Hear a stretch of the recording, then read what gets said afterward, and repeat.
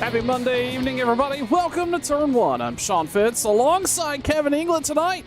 We're in the desert, Phoenix, and getting ready to take this championship battle from 12 drivers to 8. And it is going to be a really interesting night of stories across the board. Kevin, I think we probably should start with that driver. We're going to start outside of row number 1. That's Cody Harris.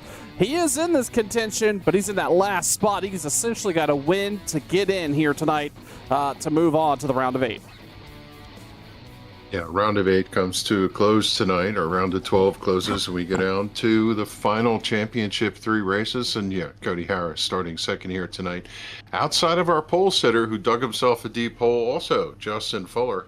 He's 7th in points, and so is Jose Gonzalez, and the two of them need to have a decent showing here tonight. But fear not, the 95 won here in the spring. The 51 had plenty of speed, and certainly he's on the pole here tonight. They just need to have clean races.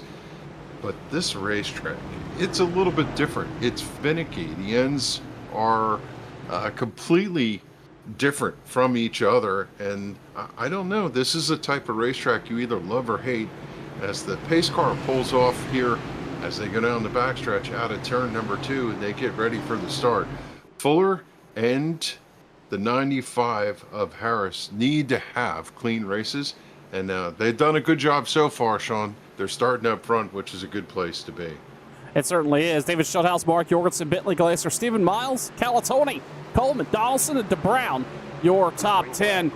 It is going to be an interesting night of racing action here on Turn 1. We're glad you're with us. Green flag is out. We're champion. Well, not championship, but playoff racing for the Sim 500 Cooks Landscape Group.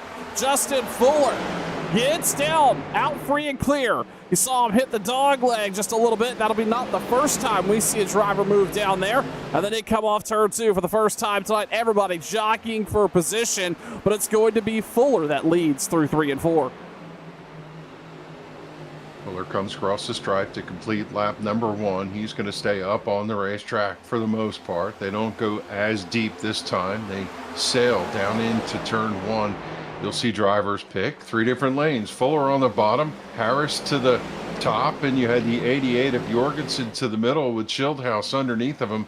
These drivers know that clean air makes a big difference, and they're going to hustle, I think, but they also know that there's the potential for long green flag runs at this racetrack, and you really need to take care of your tires because tire wear could be a factor here for you. Yeah, Mark Jorgensen going to look underneath Cody Harris through 1 and 2 here, was able to get around Schildhouse. Actually, I think Schildhouse just kind of fell in line, thinking he knows he's got to save a little bit of something here, but Jorgensen digging pretty hard. He was up in that top 3 battle last week and walked away with a decent place in the standings, so you're seeing 4 championship, or so you're seeing 3 championship contenders right there in those top 3 spots. And then we look a little further back. Anthony Calatoni and Bentley Glaser are side by side. They are still trying to work that out from the start of the race, and it's Chad Coleman back there in 7th. Miles has fallen back to 8th, and you saw there actually, I believe, who was that? Was that Gonzalez? Nope, Tyler Dalton coming off the corner there, and the driver behind him, Mike Matesi, getting a little wide on the exit of 2. You're going to see a lot of that here tonight as these drivers look for as much pace off to line it up down this straightaway here as they work through the corner. And you want to, that is where you're going to get the most opportunity you possibly can. Right there off corner exit is Cody Harris now starting to close in to the back of that 51 as they work down here across the start-finish line.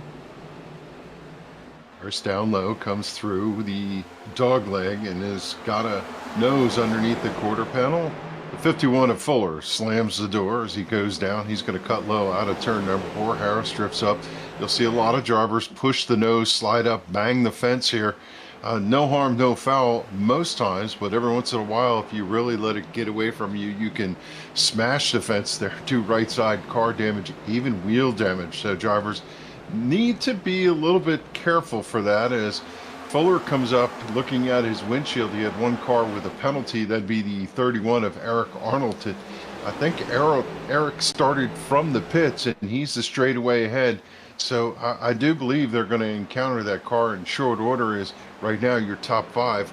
run nose to tail. Looking in the 5th place position, Anthony Calantoni comes into points here in the 11th position. He's up a little bit points wise, but he really needs to have a walk off here and get himself a win. And I think he feels like he's owed one. He had one, Sean, earlier, and they took it away from him for a pass under the yellow line. And maybe tonight at Phoenix he can get his redemption and get himself the victory and put himself into the final 3 races. Yeah, Calantoni has been really quick here, consistent pace. Fell off just a little bit through the summer, but has really stepped it back up. Consistent top 10 presence over the last 2 months or so, and has just put himself there. Not a flash in the pan, but just king of consistency, as I like to say. And Calantoni right now running 5th. Needs to have a strong night here tonight to walk away and stay in this championship contention. We look back up front, and things are starting to get a little spread out here. Everybody tried to find different lines. You saw Harris and Jorgensen take different lines to the dogleg, while Fuller and Schildhaus elected to take more traditional lines as they work down the backstretch here. And we were talking about this, Kevin, during the pre-race, that tires here are going to give out, and tires are going to be a factor before fuel ever will be. And this is relatively short. We're already working lap 11 of 130 here tonight. So these guys are going to have about an hour and a half to get it done, time on track, but we're going to be looking for tires here probably around lap 40. Yeah, and these drivers know that if you push the car a little too hard, you grind that right front tire against the racetrack. There's a unique feature here that you see at a couple racetracks, Pocono being one as an example, where they have the cones on the wall, 3, 2, and 1 cone strapped to the wall in a horizontal plane, and the drivers use those marks to try and figure out how to get in. And I know one driver I kind of scratching my head with is the 19 of Tyler Dalton. He's done very well points wise, sitting 3rd right now. He is in the hunt, but didn't get a good qualifying run, and that's not something we say about Tyler Dalton in any point right now, just quietly running in 13th position. And I see his car a little nervous on entry to turn 1, but I believe he's trying to conserve a little bit of tire, and I think he'll be good on the long run, but right now he's fairly deep in this stack. Yeah, Tyler Dalton, Kevin, I think you highlighted it perfectly. Looked a little nervous on entry there, but when you're not running full out, when you're not running as hard as you possibly can lap in, lap out, that's almost more distracting than it would be the car to be mishandling, because now you're trying to shake up your rhythm and be a little bit more slow and intentional or unintentional with the throttle, and throwing off your exit of the corner can really shake up your lap. And I think we may be seeing that with Tyler Dalton. He needs to have a clean night here. Needs to have a strong finish, but obviously wants to take the points, but just needs to have a strong night here to walk away. Justin Fuller has caught up with that lap traffic of Eric Arnold and going to make likely quick work here. Arnold ran about a lane higher through 1 and 2, but they have reeled him in over the last 10 or so laps, and really no change in this top 5. It's Cody Harris sitting P2, Jorgensen sitting P3, David Schildhaus P4, Anthony Calantoni P5. Really no big comer and goers up front. The first person I take notice of here is Thomas George. He's sitting 16th right now, right there flirting with that 16th, 17th place position. That's Robert Ferry III underneath him there, but George up 5 spots or so on the night and looking to work his way forward, but only making headway here to that 16th place position. We'll see a lot of drivers get opportunity here on speed. We'll see they're going to, especially on longer green flag runs, we'll see who's been taking care of their car and who's managed the tire, because it's going to show really quickly here with these drivers. But Kevin, and again, another thing we spoke about during the pre-race is that last at the spring race, there was 14 cautions, and that certainly could shake some things up for some of these drivers. And what I see right now is Justin Fuller is struggling to get past this 31 car, who has decent speed, started from a penalty, not so much that he wasn't fast enough, but now Fuller in turn number 1 looks like he may be able to clear him. He's going to drive off. One of the curiosities that I had, Sean, was whether these drivers would cut the full dog leg. I ran this racetrack yesterday, 312 laps, full length race, and I noticed that a lot of drivers were cutting every single lap, and it seems like in the sim the car feels a lot better going down there. In the springtime when you went down there, the car would get, I don't know, wonky is a describing term. It just wasn't settled. Sometimes you'd go through and it'd be straight, and other times it would flat out want to go sideways and spin out. But it seemed like any time you dropped off the banking here as you crossed past the cactus and went down there yesterday, for me at least, the cars felt very stable. And I thought we'd see a lot more drivers taking advantage of going off the racetrack down there for the shortest path. But right now it seems like your leaders content to stay up on the racetrack and just cut the little corner off on the tri-oval there. And we've seen Fuller be a little bit more conservative in the line here. It doesn't look like he has an unhappy car. This is Fuller's type of track where we've seen him pull off a lot of pace at places like this, as quirky places, the Darlingtons of the worlds, and places like that Justin Fuller comes in and capitalizes, but a costly pit road mistake cost him just a few days ago, and now he is looking to get himself back up front and winning races here, especially at a time where he needs to have a strong run to advance and stay in contention here to the round of 8 drivers coming up post this race. We take a little bit look through the field. You're not missing too much with Tyler Dalton. Again, a storyline we were talking about. He's sitting back there 14th. He's actually down 2 spots on the night so far. Another driver worth mentioning back here running in 23rd is Charles Woods. He's up 5 spots on the night.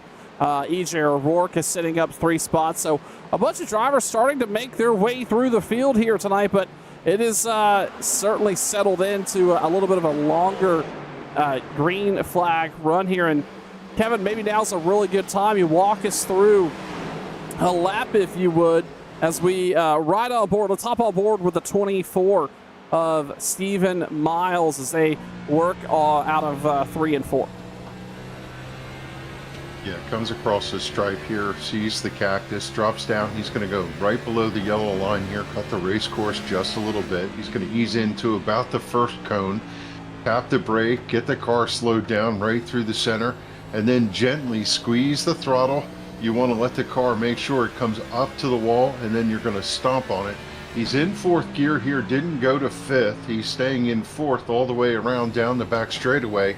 We do see some drivers occasionally either running fully in 4th or fully in 5th, and some of them are actually shifting when the car gets to the top of the RPM.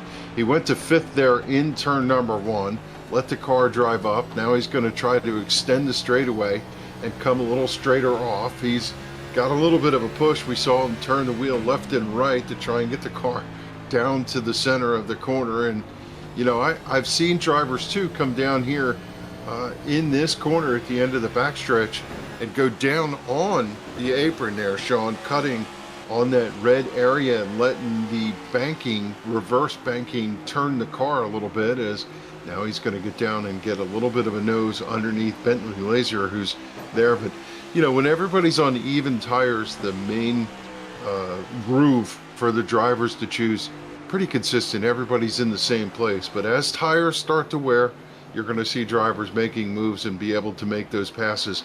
I would say you get to about 30-35 laps in when you start to see that. We're working lap number 27 and you see drivers searching for grip.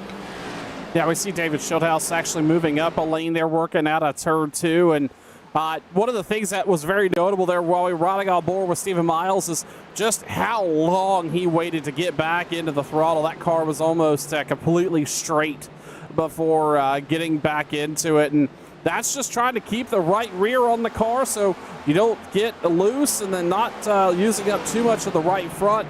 We saw him get down into 5th gear and then almost drift up the racetrack like the car got tight. Maybe a little bit more speed on corner entry there, but all these factors playing in the mind here of some of these drivers as we start to see that gap from 1st to 2nd widen Justin Fuller sitting out now nearly a full second over the 95 of Cody Harris. Mark Jorgensen Jr. is settled in comfortably in that third place spot. David Schildhouse is doing David Schildhouse things, being very consistent here. Watching his lap times over the last couple laps, everybody in that top four has been running within 2/100ths of one another, pretty much lap over lap, but Schildhouse has consistently been the top three in speed. So he is certainly just, this is one of those things we've seen where Schildhouse knows how to manage the car, keep the car underneath him on a longer run and let it come to him. And again, another lap time here where David Schildhouse is the fastest pretty much in the top 10 last time by. Kevin, that's a dangerous sign for this field when Schildhouse can consistently be just a little quicker lap over lap, especially as we work here lap number 31 into this green flag run. Yeah, certainly I would bet that if he has his spotter with him, he's telling him how to adjust the line, where to pick up the throttle. It's almost like looking at the data that the NASCAR teams get when you have a spotter who can evaluate how you come off the corner. You know, it amazes me when you listen to real NASCAR, how they tell them you're getting beat in this corner, you're doing better off of this corner. They know every inch of the racetrack, and if you have a spotter, you can get some of that feedback to help improve the lap times. What I'm interested in is the best lap time, 27:0:19, set by Justin Fuller. Right now, he's running a 28:375, a 28:38 thereabouts, and the slower part of the field is running 28:8. So you have half-second disparity from the front of the field to the back of the field, and I think you can run quite a bit of laps on worn tires. And in that context, if we don't have a yellow, I expect it to be like we saw in previous races, conveyor belt racing. I don't think it would be that out of the question to see a green flag pit stops and see race cars on the entire surface here at the Phoenix Raceway. As I think drivers are pretty comfortable with getting around here, even on worn tires. Yeah, it certainly looks like obviously lap times have fallen off already over almost, we'll call it nearly a second and a half this run as Chad Coleman sends it in underneath Anthony Calatoni. This is going to be a shakeup for the top five, that fifth place spot. The first one we've seen since the restart. It's also a three-wide battle back here. That was Wesley Donaldson and who was that? Jason Karlovaj, Jose Gonzalez all battling it out. They're working out a two. But going back up here to Anthony Calatoni, this is a challenge for the top five with Chad Coleman trying to make some moves here. And again, these drivers know how to work around this racetrack. But if you, like this, you're running side by side, how much tire equity do you want to spend to make that pass? Coleman feels that, well, he's gotten there and he feels like he can make this move here without too much drama. But this is starting to especially wear on Chad Coleman's right front as that we are deep into this tire run, and he's having to keep that car pinched down right to the bottom there as they work through 1 and 2. But Coleman drove it in a little deeper than the 84, and he's going to be free and clear. New P5 now for Chad Coleman as they work the backstretch. Yeah, I mean, that's really the key to it. When you're holding the car down and just putting all that pressure on that right side tire, sliding them up and trying not to go up into the car around the outside of you, you're going to wear your tires. You really want to execute that pass. I think he did the right thing there by expending a little effort going into turn one and running it through. Now you'll see he'll move up a groove all the way to the high side, almost coming out of turn number 2 there to use the racetrack to his advantage as he drove away a little bit right away from Calatoni, which tells me that either Calatoni is still saving or Calatoni is losing the handle a little bit. He seems to be a little bit higher on the racetrack in that Talking Giants Chevrolet, but still holding down a solid 6th place finish. Yeah, sitting at 6th right now, Calatoni looks like he ran a 28.63 last time. That's actually the slowest in the top 10, so Calatoni likely fighting with the handling of that 84 Talking Giants Chevrolet. As we look back a little bit further here, go up front, Justin Fuller. He has maintained a pretty strong gap here, but that's narrowed down to 0.7 of a second back to Cody Harris. But one thing to note is the battle back behind Cody Harris. That's Mark Jorgensen Jr. This driver has really turned the wick up over the last, pretty much since the midsummer mark. July or slow. Mark has been there and certainly stepped up his pace, and we've seen him take some wins and some nice top threes. And right now, he's actually starting to close into the back bumper of Cody Harris. Last time by, right before they came across the stripe there, they ran identical lap times. And the last time by, Mark Jorgensen was faster by about 100th of a second. And now starting to poke the nose underneath that 95 ever so slowly, just to let Cody Harris know, hey, I'm here. I'm back here, and you're not going to get rid of me. And we're going to have to work this out at some point. So Mark Jorgensen looking for an opportunity to get around that 95 as they come across the stripe here. Now working lap number 41 of a green flag run here for the Cooks Landscape Group Cup Series. And Kevin, so far, I think we knew it was going to go one of two ways. It was going to be a mad dash with a bunch of cautions and everybody trying to dig as hard as they possibly can, or it was going to go a longer green flag run. And so far tonight, everybody's minded their P's and Q's working their way around this racetrack. Yeah, I think I knew what the benchmark was. If they could get about 10 laps in and spread out, then we would see a long green flag run. And, you know, I was looking at the 88 while you were talking about that. One of the tenets of trying to make a pass is be on the back bumper of the car in front of you. If they slip up, if they miss a corner, if you get a good run somewhere where you could take advantage of ducking underneath and getting that, but you have to have that track position. But you also have to have trust in the car that you're chasing. If you feel like that car is unstable, the driver is not predictable, I don't know that you want to be in their mess if they happen to cause a problem. And from that standpoint, you could see the 88 and the 95 working well together, as the 88 still dogging him, trying to get the pass for that second position.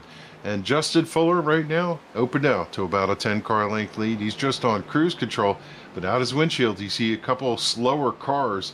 He's going to come up on the 25 of Ron Hollifield and the 17 of Kevin Stone, who are tailed off on the back of the field here. And I think in about 8 to 10 laps, you might be able to close in on them. And remember, we saw Justin Fuller at the beginning of this race have a little bit of a difficulty navigating around Eric Arnold. It certainly, you've got to run in a different place than everybody around you, and these drivers are certainly fighting to stay on the lead lap, especially early here.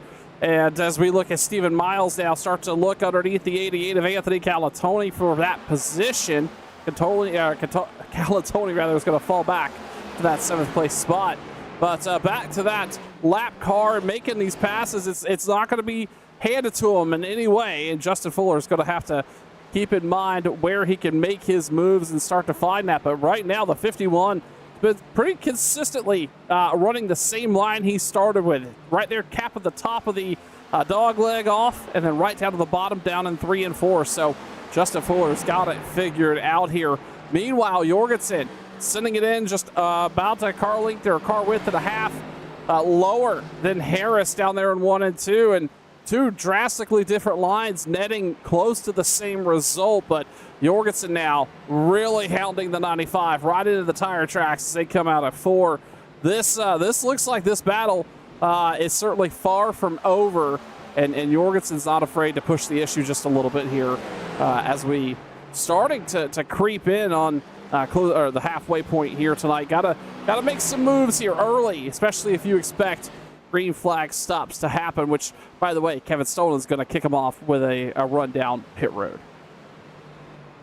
Yeah, actually, one car bolted on the first set of Goodyear tires and packed it full of Sunoco fuel. That would be the 6 of George. He went in and already did his service on lap 44, and here comes the 88 underneath the 95. He's dead even with him over there in turn 1 and 2 to the backstretch. 88 of Jorgensen is going to clear him. I don't think Harris put up that much of a fight, and now we'll see whether Jorgensen Jr. can run down your leader of the 51, who's caught up to the number 25 of Ron Hollifield. He's right behind him by a car length going into turn number 1. This will be a really good test to see what Fuller could do to get around some lap traffic. Not going to be much of a factor. Gets clear as they roll through 3 and 4. I was very impressed with the 88. We saw him work that pass for about 15 laps, and then he got around him and immediately had to get his head on his shoulders and get down into turn 3 and 4 without getting too crazy. The 95 came in a little hot, but Jorgensen did not let that shake him, and he was able to drive away by 3/10 already off the nose of the 95. Mark Jorgensen Jr. looking pretty good there, sitting in that P2 position. Now he's going to have to work on that lap traffic. Looking back through the field, you're not missing anything. Chad Coleman sitting 5th, Stephen Miles, Anthony Calatoni, Billy Glazer sitting 8th, and then Wesley Donaldson back to where he started. We saw him fall back through the field just a little bit, but that 91 WBD diecast sitting 9th right now, and looking to have a solid night here tonight. Kevin DeBrown, Jason Karlovage just back there looking for that top 10 or coveted top 10 spot. And then it's Jose Gonzalez, Robert Ferry III, going to make a presence into this mix as they come down the backstretch. So things are starting to get racy. I think we're starting to see tires really start to wear. We're finding out who has a little bit of grip left as Karlovage gets around DeBrown and welcomes himself to a top 10 spot here as they work lap number 52.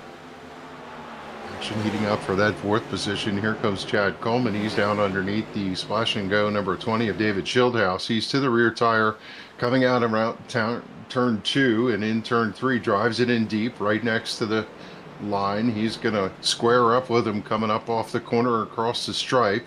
It'll be Coleman leading that lap. The question is, can he clear Schildhouse by the entry of turn number 1?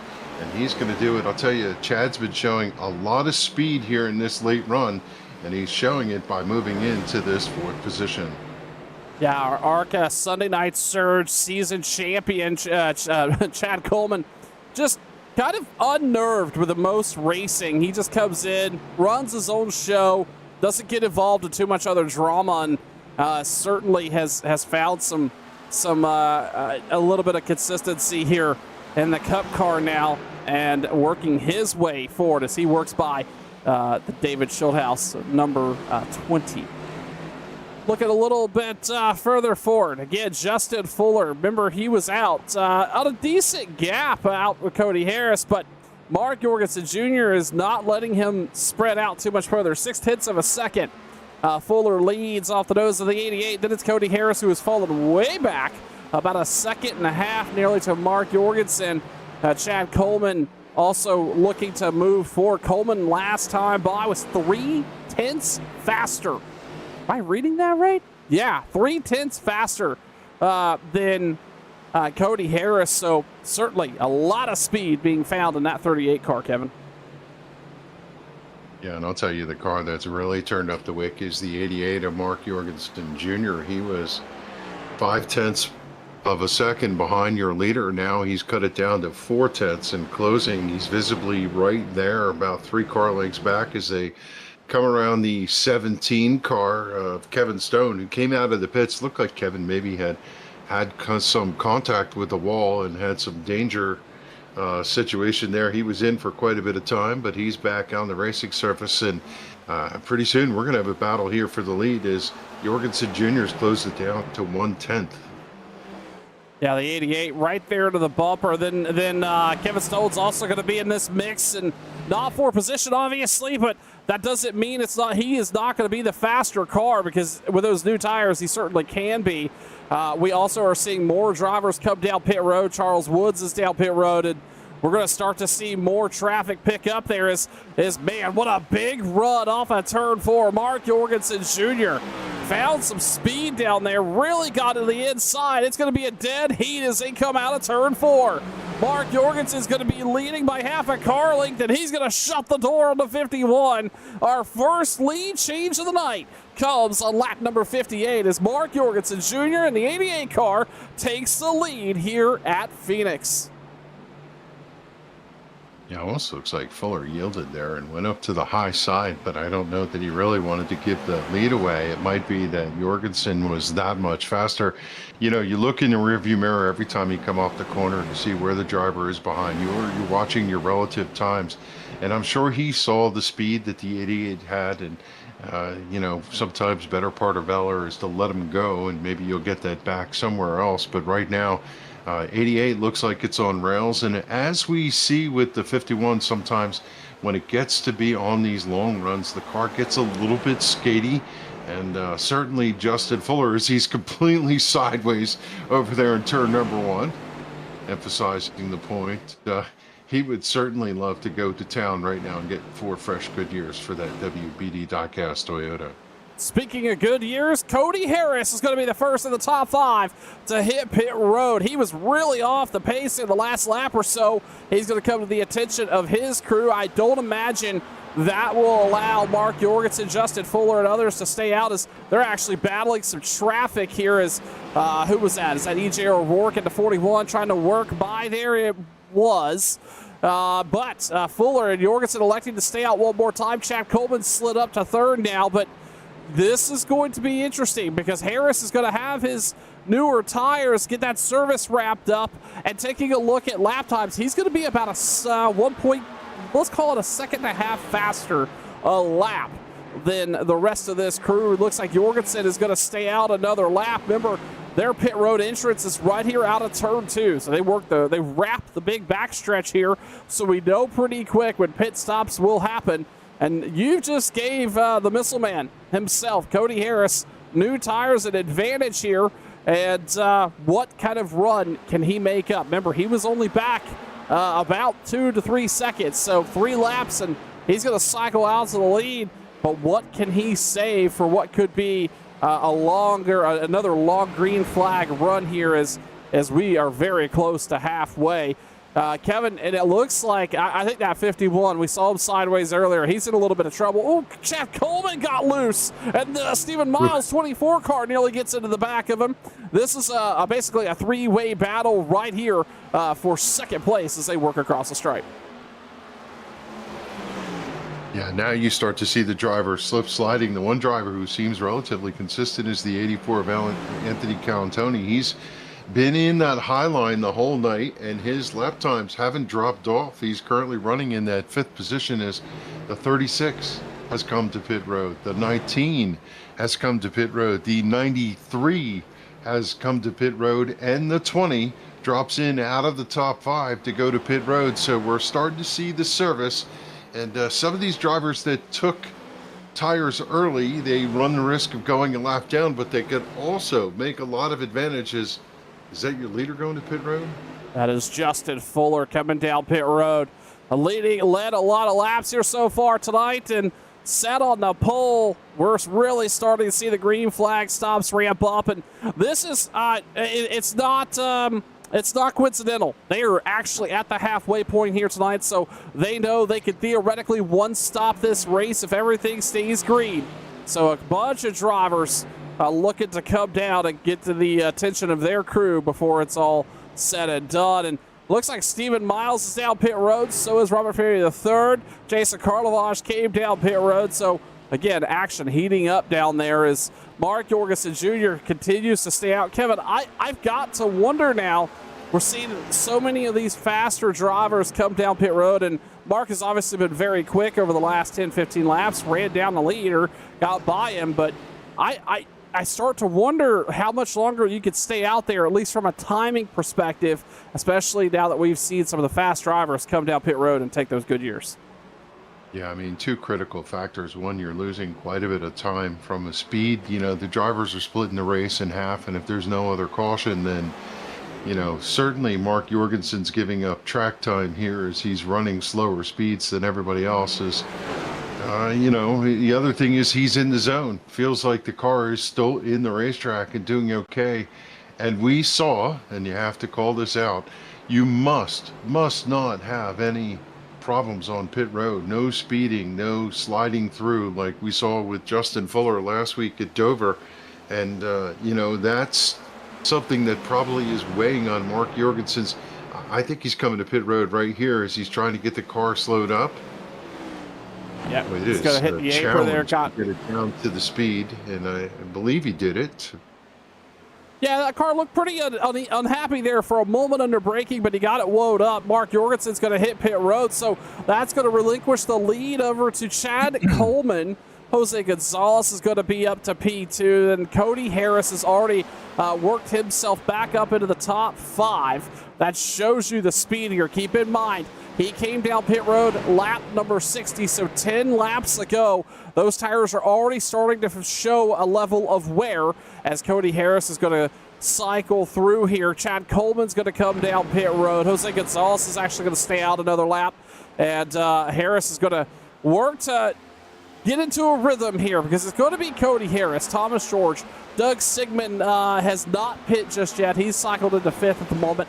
And then it's going to be Stephen Miles. Justin Fuller is going to cycle back to 6th. Do we have a car going around?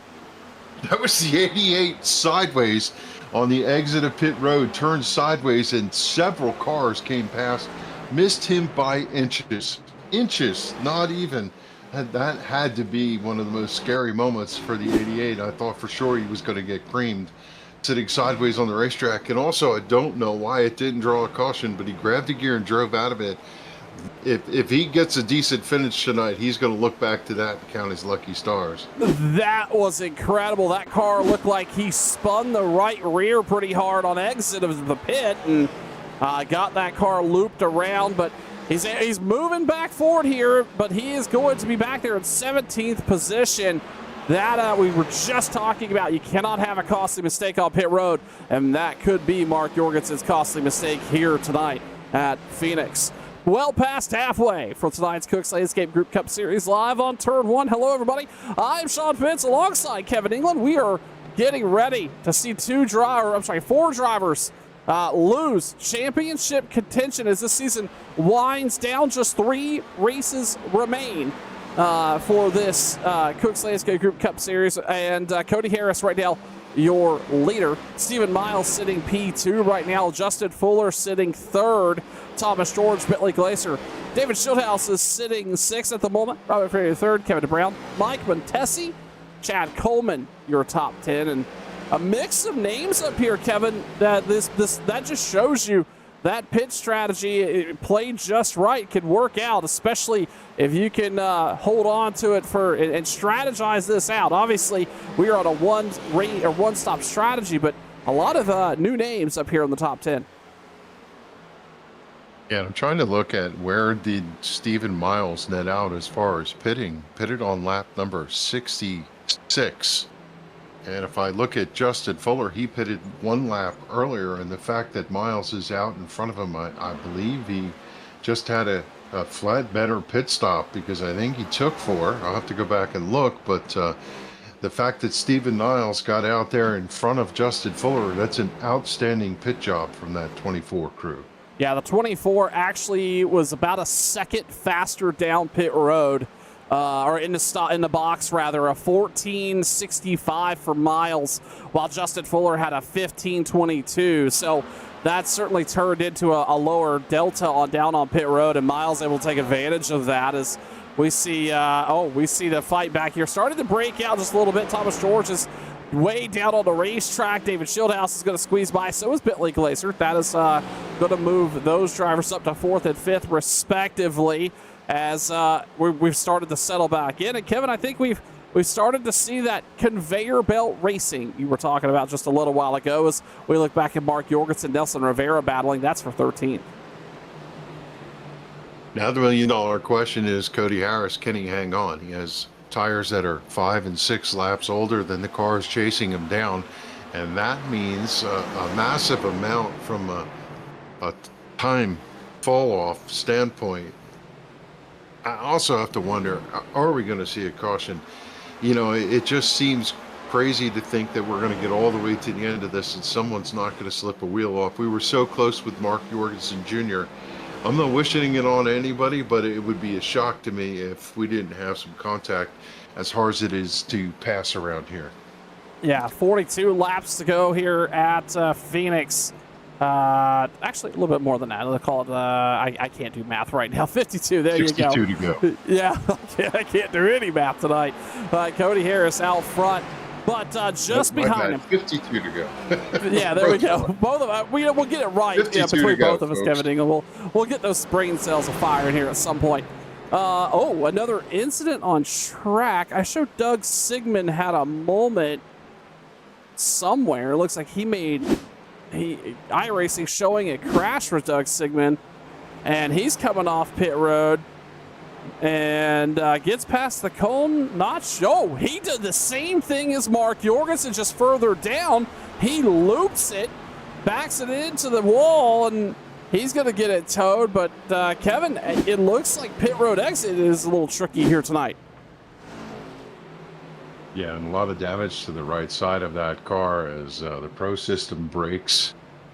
Car has a little crumple on the back of his Chevrolet, but we stay green as he goes to the attention of his crew. And, you know, I guess we need to make note right now, 2.8 seconds is the gap.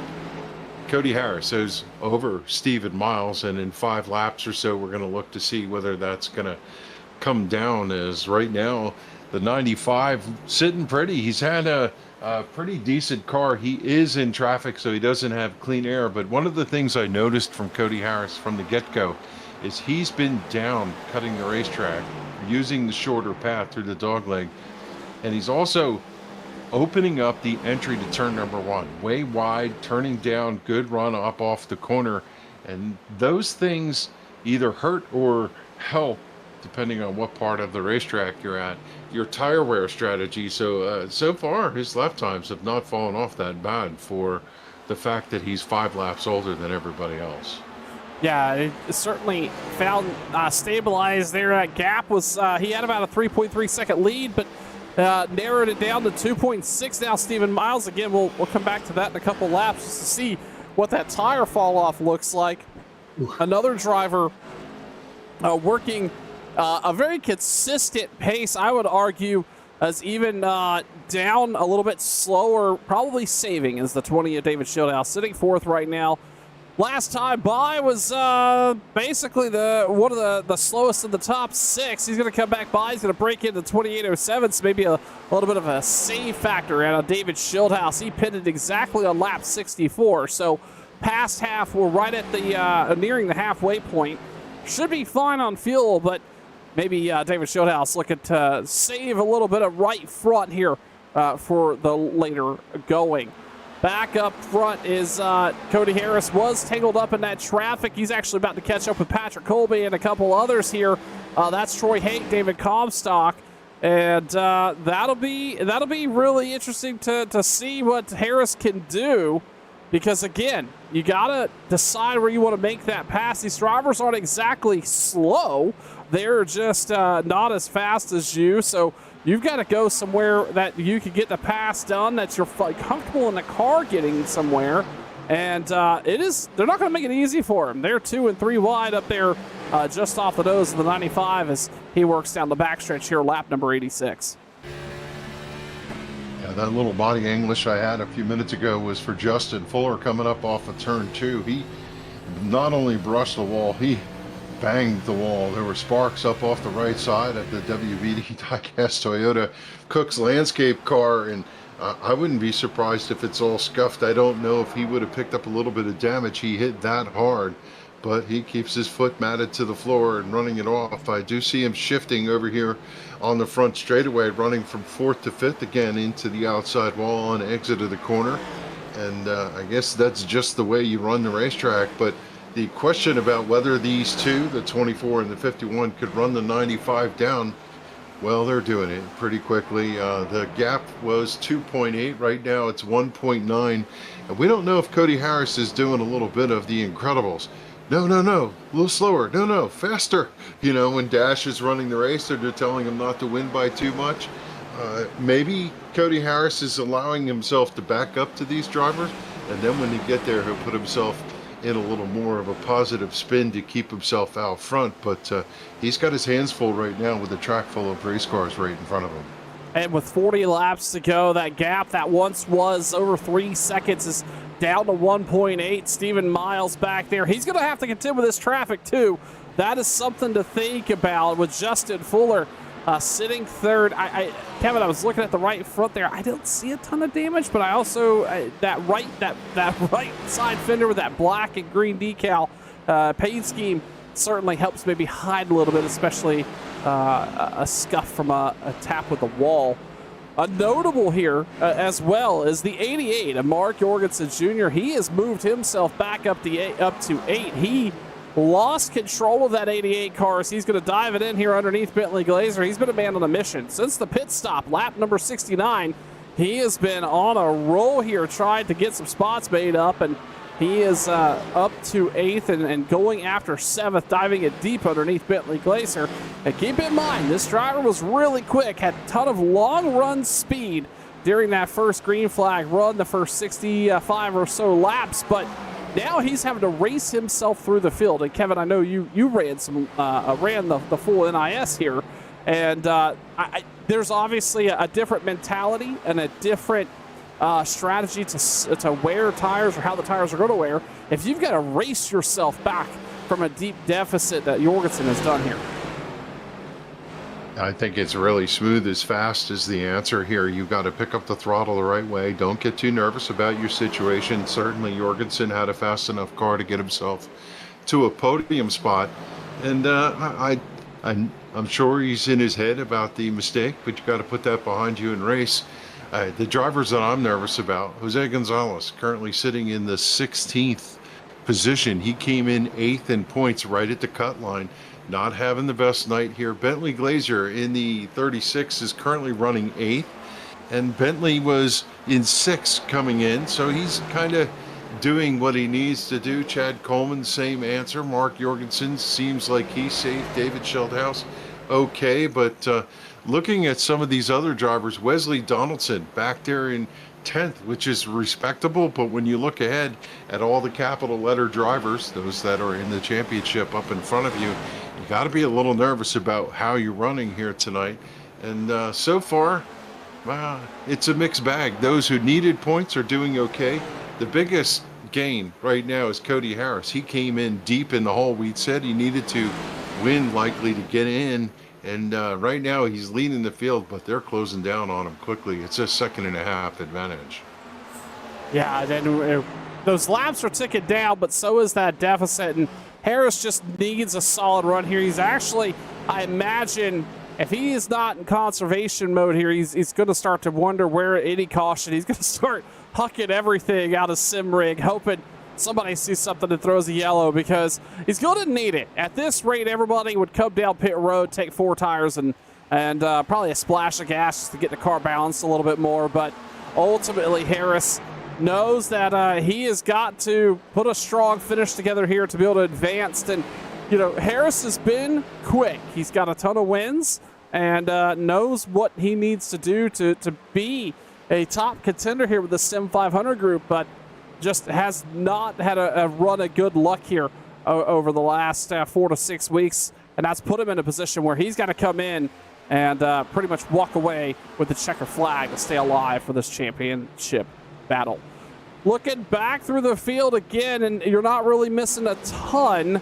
Justin Fuller and Steven Miles, this is something to think about. These two are running fairly similar lap times. Miles a 28:36, Justin Fuller a 28:30, and Fuller needs to have a solid night here just to lock himself in, but again, just needs to have a mistake-free evening, and likely just on cruise control here in that 3rd place position.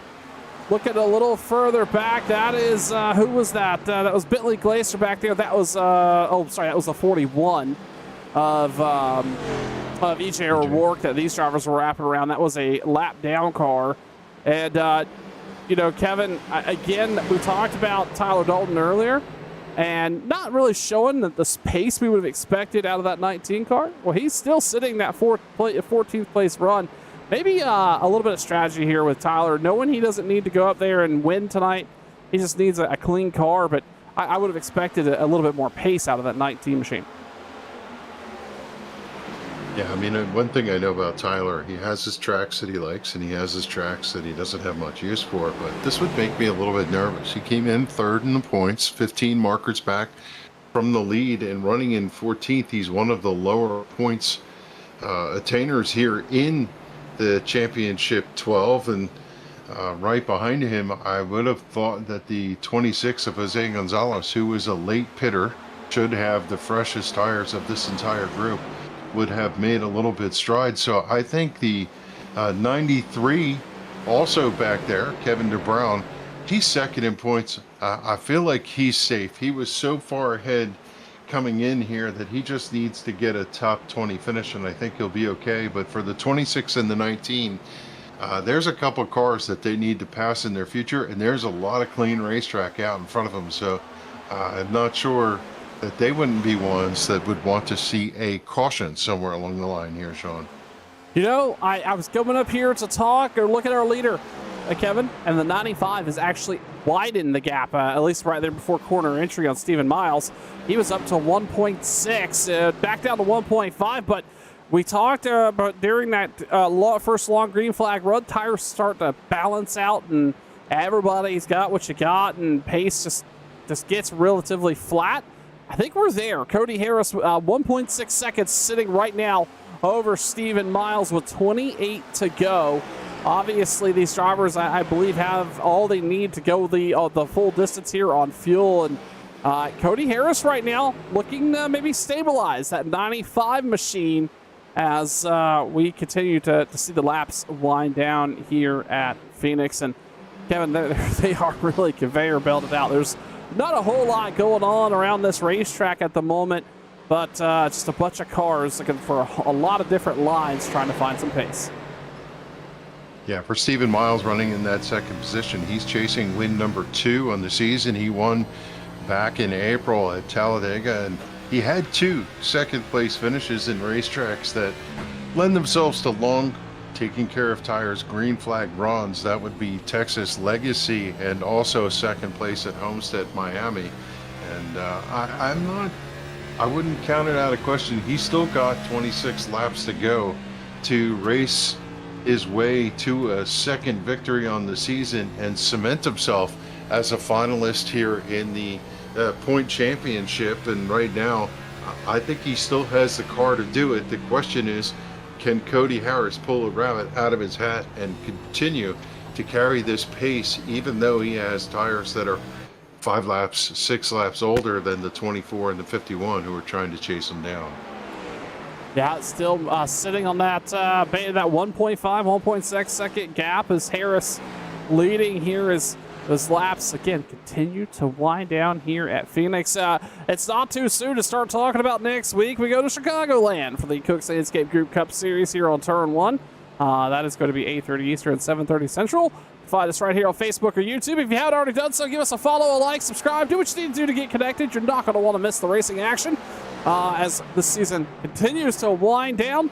Real World Cup season ended yesterday, but we still have a couple weeks to crown a champion. You're going to want to miss, or you're going to want to be here for every single lap. Looking through the field one more time here, you're not missing much. One thing to note, though, the biggest come and goer here, Kevin, I was hesitant to say anything because I expected him to fall off, but he didn't. That is the driver of the 2, Robert Freire III. He's worked himself up to 6. That's 13 positions on the night from qualifying. That is the best here, basically in the top 15. We'll call it the best in the top 20. So he's figured something out here tonight in the desert. Yeah, there's something about this racetrack that if you just get the entry right, find your braking point, set your brake bias correctly, set your turn ratio right, and you hit that combination, the car feels great. You can run the laps and just get yourself in the zone. In this 2 car, this thing has had just speed all night long. I love the way he enters turn 1, lets the car drift up, it lets the car turn down. He's not even close to the fence on exit. He's carrying so much speed down here to the entry of turn 3, just goes down to the red line, and then there's 2 white stripes there. They are the restart zone, and usually the first one, if you can get the car to turn, that's where you're going to pick up the throttle and see if you can get the thing to rotate and get off onto the front straightaway, or it's not really straight. And Freire the third, man, I'll tell you, his car looks like it's on rails right now after, 20 laps of green flag runs? Yeah, it's Look at that certainly battle out in front of him. Yeah, it's going to be Chad Coleman, David Schildhouse battling it out here. That is for 4th place. And Again, both these drivers showed a lot of pace, but Coleman has really stepped it up. Now he's going to charge the inside of the 20. Side by side as they work out of turn number 2. And that is going to heat up that right front for Coleman. And you see it. He's not able to unwind the wheel and open it up there because he has David Schildhouse on the outside. And he's going to have to think about this and reapproach it now. So he's going to fall back in line. That battle lasting about a lap or so, lap and a half, and well, you've got to be quick with your moves here because you cannot afford to sit just underneath somebody lap after lap after lap. And right now, Chad Coleman is settled back into that 5th place spot. Going back up front, what a remarkable run I call it at this point. I honestly fully expected to see Cody Harris start to have some tire wear, but he's actually opened this gap back out to 1.9 seconds out front with 18 laps to go. Keep in mind, he has the oldest tires of anybody in the top 10, and obviously the biggest point contention out of everybody here in this top 10. Cody Harris looking to bring home a checkered flag, and he's just 17 laps away from it, Kevin. I would not have called this 10, 15 laps ago out of that 95. No, I thought for sure these guys were going to drive up to his back bumper and give him a run for the money. The fact that he continues to gap him out and he has 2 lap cars in between him to help defray these cars catching him. But, you only need to look at his stats. 6 wins on the season, 14 top 5s, 15 top 10s. He's had the speed just about all season long. He's had some inconsistencies, but I feel like since the summer days have closed and we've moved into fall, he's been a little more there, present. And, he got himself in trouble here with a couple races, got himself to the bottom of the stack for this championship run. But if he wins here tonight, I think that should pull him out and make him a legit contender for the final 3 races: Chicago, Iowa, and Homestead. Yeah, that certainly feels like racetracks that the 95 could get it done. You see a driver challenging just underneath him there. That is the, who is that? That is the 46 of Troy Haight. Troy came down pit road lap 93. He has some newer Goodyears on that car and able to drive around, or mostly drive around Cody Harris. He's going to dive it down here the dog leg, and that's not the fight Cody Harris wants to see happening right now. And now, Harris is going to go way high on the racetrack and just try to let that 46 roll the bottom. Can't quite get away from him. This is what a leader doesn't want to see. He's actually going to lift early and allow the 46 to squeeze up high and go by. But that right there cost Stephen Miles at least a 10th to the 24. I'm sorry, that cost Cody Harris a 10th to the 24. Stephen Miles here with 13 to go. That could have been a little scary, I would say, for our leader of the 95. Looking back through the field again, we talked about Mark Jorgensen. Had a costly mistake on pit road. Lap number 69 was putting in prime position to come up here and compete for the lead as Justin Fuller is able to squeeze by Stephen Miles all of a sudden. I did not see that coming, but he's going to make that pass. But I'm sorry, going back here to Mark Jorgensen, and he found a ton of pace towards the end of the last green flag run. And now is where Mark would start to turn the wick up a little bit if he has the tires, and he's going to get loose coming out of 2. Big save out of the 88, but I say all that to say this. He had to drive up through the field here. A pretty big, daunting task. He was back around 15th or so, raced himself all the way back up to 7th. And right now, just trying to hang on here. What could have been a top 3 night for the 88 of Mark Jorgensen, likely would be lucky to walk out of here with a 5th place finish, and just trying to hang on to that car with 11 to go. Yeah, I mean, I think we need to go revisit that moment for the 24 down there on the backstretch. I could see what happened by the telemetry. He was in 4th gear, thought maybe he had shifted up to 5th, missed the point that he wasn't in 5th gear, and downshifted to 3rd. Car locked up the rear wheels. The car got sideways. He grabbed a corner and tried to get it away. His 51 is now sideways up off the corner, and the 24 is going to scoot on by. But that was a massive mistake and moment for Stephen Miles. He's lucky he didn't end up in a crumpled heap up across the outside fence in the retaining barrier, but he's able to grab a gear and drive on. Good luck for him. He didn't damage the motor, and all that did was lend credence to the strategy for the 95. He's now a full straightaway ahead, and all he has to do is lock down 9 more laps, and he's going championship racing. Yeah, that 24 had a big moment down there. We saw that on the replay. Fuller was able to get by him, but then Fuller had a big moment and gave the spot right back. And then here comes Chad Coleman. He is looking to the inside of Fuller, and he's going to have that spot. That 51 just looks like it is not feeling the best, and Coleman's going to squeeze by there through 1 and 2. Back to the top 3 he goes to 38, and we talked about it, Cody Harris. He's going to come across the stripe here. This is going to be 7 to go for the 95. What turned out to a, so far, knock on every piece of wood you can find, a really, really perfectly executed second half of this race, but he still has 7 laps to go. Looking back a little further here, Coleman now closing in on Stephen Miles. And Kevin, I tell you what, this is really impressive to see this 38 charge through this field here once again. We saw it towards the end of the last run, and now he's going to make some strong run here underneath the 24 and go after that second place position.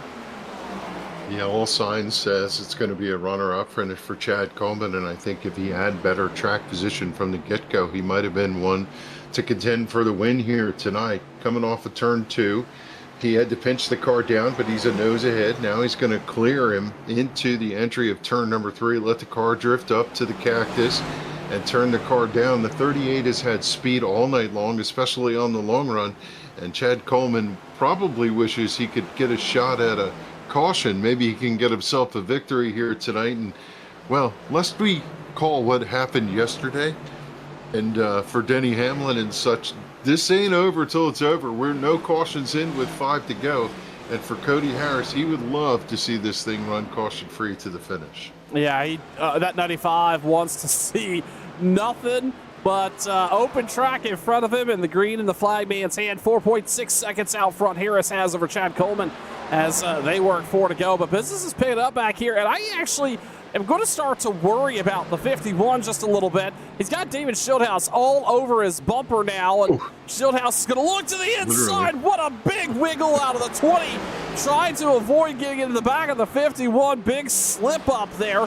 And keep in mind, Jorgensen's right here in this battle. Robert Fieri III, that is for position as well.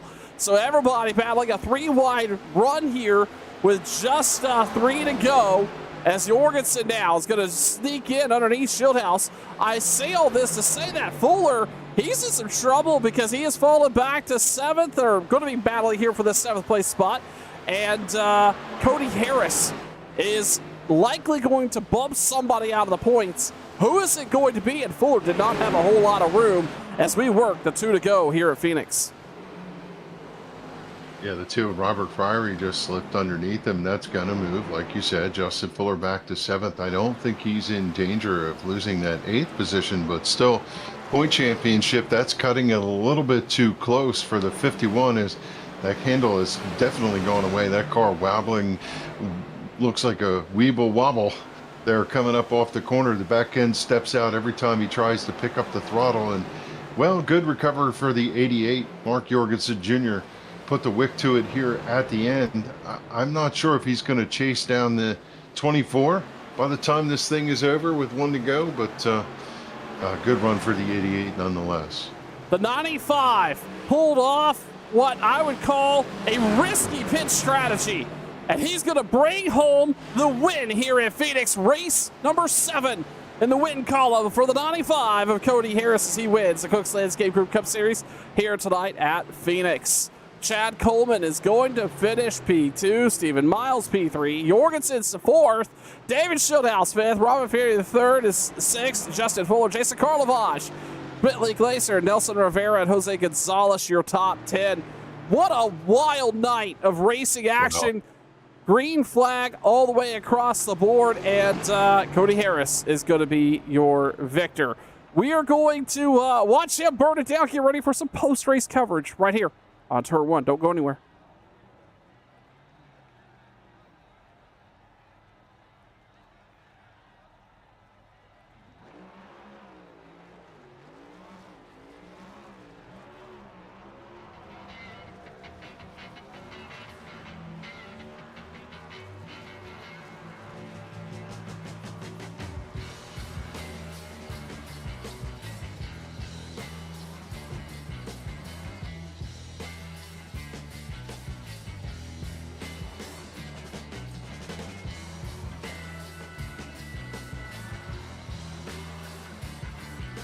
Cody Harris is going to burn it down. We're going to wait for those point championship standings to get updated.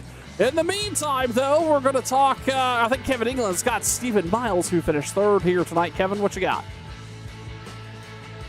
Yeah, down here with the driver of the number 24 car, Stephen Miles. I'll tell you what, that was a tense moment over there on the back straightaway, but you were able to gather up your faculties and put it together to come to the finish here. A third place finish tonight. Not a bad run. Great pit strategy. Take us through your night in that scare over there on the back straightaway. I don't know which one you're talking about, the late one probably. Well, let me start from the beginning. I mean, it was a rough racetrack, man. I don't know where we started, probably 6, and trying to save some tires, but trying to figure out the line I wanted to run with my steering.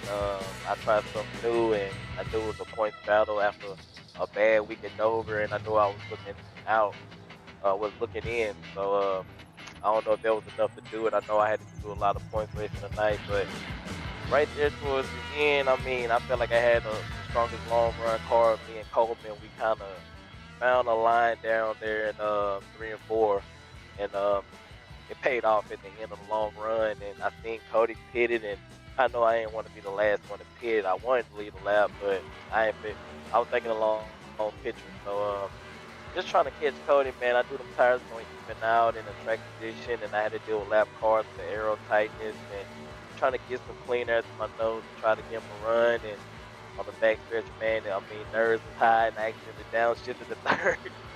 Yeah. And all of a sudden, playoff picture kind of came back to my head, and that's when I started. Okay, I knew my tires were bad, and I knew they was close to in the blow, so I had to manage them, and I seen Coleman come, and after that, it was just like, okay, where's the rest of the guys I got to beat? And hopefully, I did enough tonight to make it to the final round to give them a run for their money. I know that's a nail biter for you, but you know, when you're in control of the situation in the context of you're just going to try and get the best run you can, third place finish, really solid effort against a field of cars in a, you know, whenever you have these races with no cautions, it's really all about the driver from the drop of the green to the checkered, optimizing every lap. And from your standpoint, to come out third, pretty decent achievement against this fine field of drivers. Yeah, it was just that one hiccup that caused me second. I feel like if I didn't do that, I would have finished second. But I was very surprised to say my strongest track, and I really felt like at the beginning we was going to struggle. But once I started seeing the lap times and noticing how fast I was like, okay, if I could just get clean there or get up there, I could probably give him a run. And it was almost somewhat like that with Cody. Ran him down a little bit, but couldn't finish the job and made a mistake. But hey, hopefully get us in the playoffs, and we just reset and get back to work. Tell us, what was the most difficult part of the racetrack tonight? Getting on pit road, getting through what corner? How did that work out for you? I say lap traffic, man. Once you're in lap traffic, the worst turn was probably like 3 and 4 because it was sliding. You had to really trail break it or figure out a little way with the gas, get it rotate, but then it was so loose on the exit. That was 1 and 2. So 3 and 4, you had to use a lot of braking. You missed that corner, you lose 10 every lap. So he was just trying to be perfect, and I knew Fuller was gonna put pressure on me, and I was trying not to worry about him and just maintain a good steady pace around the whole corner. You can't lose on the entry, you can't lose in the middle, and you don't want to lose on the edge. So every part of this race was hard. I'm sweating from it. I know everybody else probably sweating from it, but that's probably why I had that mental breakdown. But it's Yeah. not. Steven, I do I'm want sure to. you know you.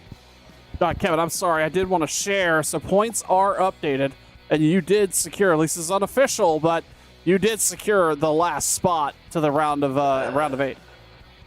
Yes, sir. Yes, sir. I mean, coming out of Talladega, finishing second, and then going to Dover and getting wrecked on lap 21, it kind of was, it kind of hurt, man. It really did. So I knew I had to do some extra practicing and try to figure something out, and I tried something new, and I think it paid off. So I'm gonna go back to the drawing board and try to see what else I can figure it out. Yeah, there you go. And those points are unofficial, but you knew you probably had to finish in the top 3 to put yourself in that position. And certainly getting a podium finish here tonight was a great accomplishment. Congratulations on the win. Anybody want to give a shout out to before we move on through the finishing order? Shout out to my mom and my dad, man, my biggest supporters. They watch every single race I do. I know since coming back, it was kind of a struggle for me and hard to watch, but just trying to get a win somewhere around here or win a championship or do something.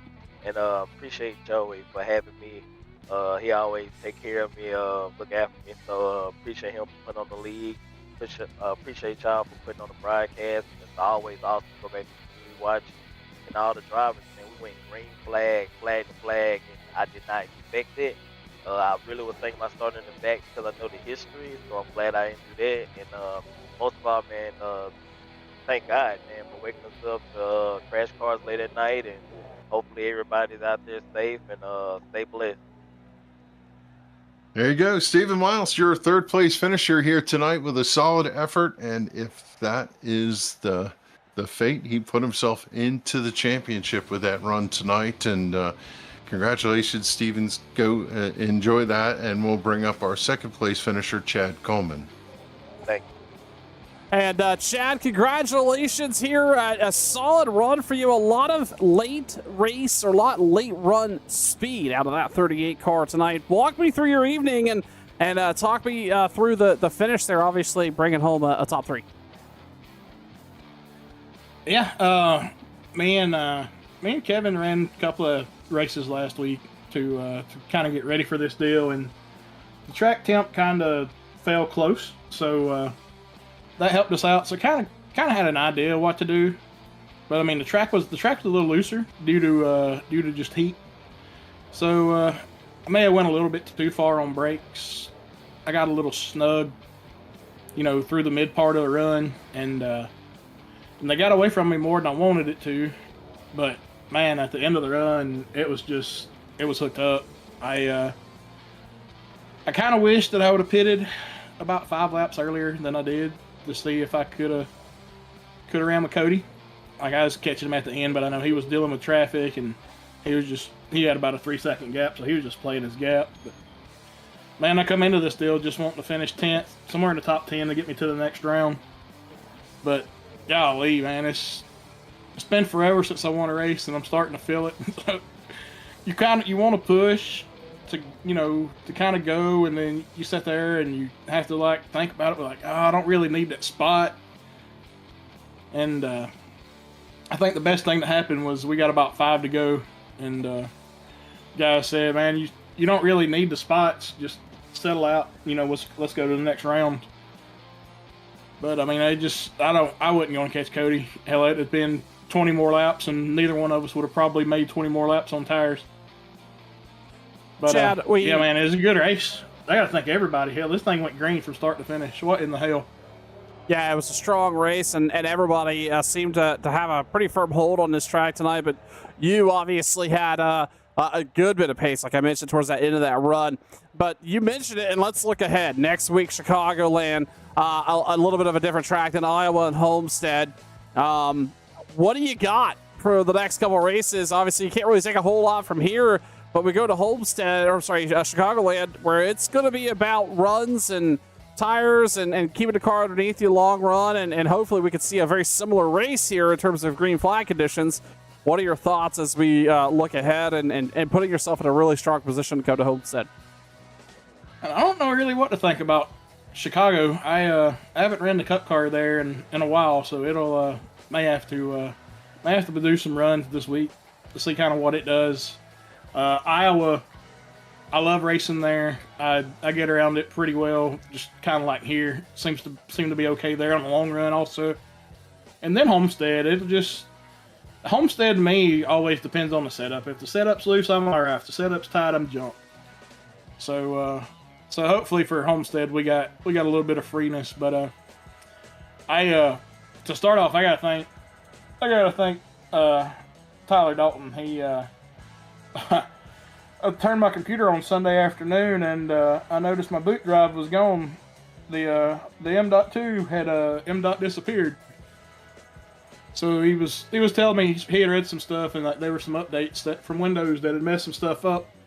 And yeah, it did that to me. So just like, you hear in jokes, shut all the power off, unplug it, plug it back up, turn it on. It showed back up. We went in the BIOS and everything was there. We turned that back on and we were ready to go tonight. So I got to thank him because without that, I'm not sure if I'd have been racing tonight. Well, Chad, we're glad you're here. Glad you saw a top three, and we'll see you next week at Chicagoland. And congratulations and thank you for the time. Yeah, thanks, man. Chad Coleman finishing second here tonight, securing himself into the round of 8. And with that, we'll head on over to Kevin England, who is going to have our winner, Cody Harris, and talk about his night. Kevin? Yeah, right here with Cody Harris. He's just finished making stripes across the Coca-Cola sign down here, doing donuts, and celebrating his second victory. One back here in March, and here he is winning again in November, the end of the season bookend for Phoenix. And how about it, Cody? What a race. What an outstanding performance. Yeah, it was a lot of fun to go green, flag to flag. I melted my tires the first run trying to get the lead because I just wanted to have control of the race, but and the clean air is so important here. But then that didn't happen and I was losing a lot of time, so I went for the early pit stop and then managed my tires, and it all kind of worked out there. But yeah, it was a lot of fun. Tell me, when you get into the sim, your spotter will give you a warning of a right front tire warning. In that second run, did you get a right front tire warning? No, I did not. I was really careful the first, I think 10 or so laps of the run. I wasn't going anywhere near the maximum pace. One, working through the traffic, I was so much quicker than everyone at that point with the new tires and didn't want to run anyone over. So yeah, just took it easy and then settled into a groove, and the car felt really good on that last run, and then just tried to keep the right gear on it. It was going to take a win to get into the championship, and also misfortune from some of the other drivers. I've refreshed the points here 3 times. There was a point when you were in, and now it's showing you in 9th. Points are unofficial right now. We're not sure if you actually made the cut or not, but whatever the case may be from the championship standpoint, 7 wins on the season, that's a pretty solid book of work for the 2025 season. Yeah, it's good. I was refreshing that too. It's disappointing not to be in, especially after what happened last week, running in 3rd to end up 28th with less than 5 to go, but I guess that's part of it. Yeah. Well, we'll wait to see as they do the reviews and double check that everything is going to be the way it is. Too early to call whether you did or didn't make it. We wish you the best on that aspect, but take us through your race here. When you pitted, did you feel like you went a little bit too early? You saw everybody else was on about 5-lap fresher tires at least. They were coming, but at some point you equalized and actually drove away from them.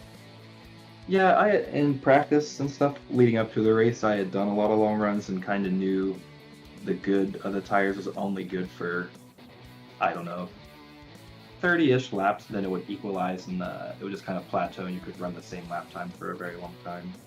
So yeah, I saw them coming. I didn't really have a choice because I had like 8% on my right rear because I had just worked it too much on that first run, and just like I said, losing a lot of time. I couldn't put the gas down to get off the corner, so and I knew I needed to win the race, so I thought that would be good. And with clean air being so important, I thought that if I could just get control of the race that way, then manage the pace I needed to, then as late as everyone pitted, it allowed me to get that big gap that they used up trying to run me down, and then it kind of stabilized at the end, and then I'd been managing my stuff, and I think they were driving to catch me. They had kind of overheated their stuff by the time they got about 2 seconds back, I think. But Yeah, about that. When you're racing, you can run fourth. Some drivers even run fifth. Some drivers shift to fifth partway through. Were you changing your shift patterns through this race, or just stayed steady and whatever you chose was the way you were doing it? I stayed pretty much what I was doing. Sometimes as it got slow enough, you could kind of run around on fourth, but usually on the going in the 1 and 2, you could stay in. You could get to fifth. Yeah. Reflect on your season. What do you think? I think it was pretty good. I felt like I got in a lot of other people's messes. I'm not sure I've made too many friends here, but yeah, I think first time in the league, having 7 wins is a pretty good accomplishment, and see how the last few races go. Yeah, certainly you've made your mark this year, and whether you're in the championship hunt next week or not, drivers know that you're all business and here to win and have a car that can do it. And if it's not the 2025 season, I'm sure you'll square up in the 26 season, as you put on a great show every week. And I keep teasing you don't have any sponsorship on that car. Would love to find a sponsor for you here, but anybody want to give a shout out before we send home? Yeah, just my friends and family that watch every week or when they get a chance, and you guys for putting this on every week and doing the broadcasts. I know it takes a lot of work on the back end to keep this type of thing going, so I also appreciate that, and it's a lot of fun to run. What is the crow signal on the side of the car? What is that about? That is, so when I was in college, I was in the OSU marching band, and that is the row I was in, and our row mascot being C-Row is a crow. So C-Row, got it. That's just something that means something to me and my close friends, so it's nice to have it on the car. Is it goofy to mention to you the movie Drumline? Yeah, I've seen that a few times. Yeah, I like that movie. That's what I think about. Okay, well, how about it? Standing run. When you win one of these races that has no cautions, I always look back and go, that's amazing, because I beat everybody head to head. So you got to feel proud about that. And we'll see you next week when we roll into the final 3 races of the season and celebrate that win, and maybe you can lock off a couple more before the season's out. That sounds good. Thank you, guys. There you go. Your winner tonight, it is Cody Harris in the number 95 led at the finish, and most of the race here, Sean, and showed these guys that even with alternative pit strategy, I was most impressed with him saying that he pitted early so he could gap out and then force the other drivers to burn their stuff up trying to come back to him. We both kind of wondered if that strategy was going to work. He did it on purpose, and he did it flawlessly.